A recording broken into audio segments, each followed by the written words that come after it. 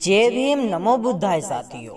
दोस्तों, बाबा साहब भीमराव अंबेडकर ने चमारों के बारे में बताई कुछ ऐसी बातें जिसे सुनकर सभी चमारों का सिर गर्व से ऊंचा उठ जाएगा।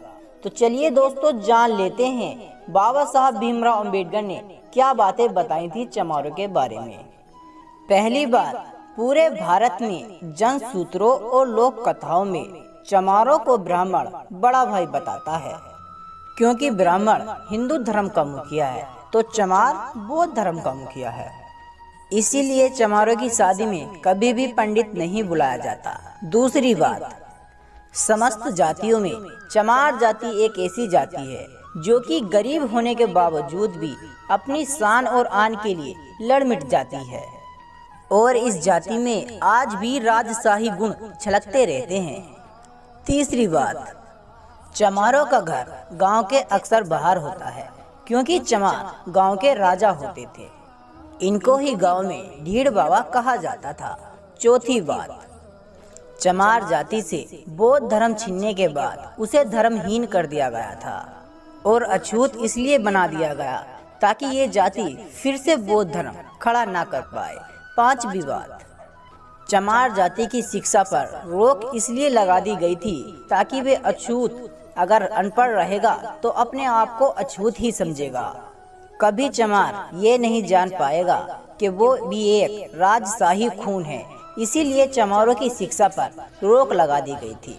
नंबर 6, चमार खुद को चमार कहलाना इसलिए पसंद नहीं करते क्योंकि चमार इनका नाम ही नहीं है। चमारों का नाम तो सूर्यवंशी क्षत्रिय था, इसीलिए चमार आज भी खुद को चमार कहलाने पर भड़क जाते हैं और लड़ाइयाँ भी हो जाती हैं।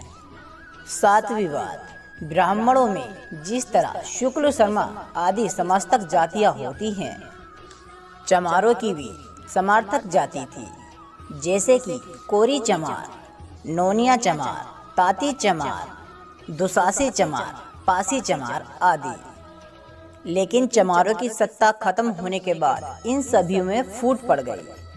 आठवीं बात, चंद्रगुप्त मौर्य भी चमार थे जबकि गोरे और सुंदे थे, और चाणक्य भी जबकि चाणक्य ब्राह्मण थे, और काला कहावत इसलिए बन गई थी, काला भावन गोरा चमार। नवीं बात, जो भी जाति आर्य नहीं थी तो वह चमार कहलाती थी, और ऐसा आज भी हो, चाहे मौर्य हो, चाहे नोनिया, चाहे दुसाल और या अन्य शूद्र ब्राह्मण, सबको चमार ही कहता है। 10वीं बात, रामायण में और कुमराली भट्ट की किताबों में बुद्ध को शूद्र लिखा गया है, और हकीकत में भी चमार को ही शूद्र माना गया है।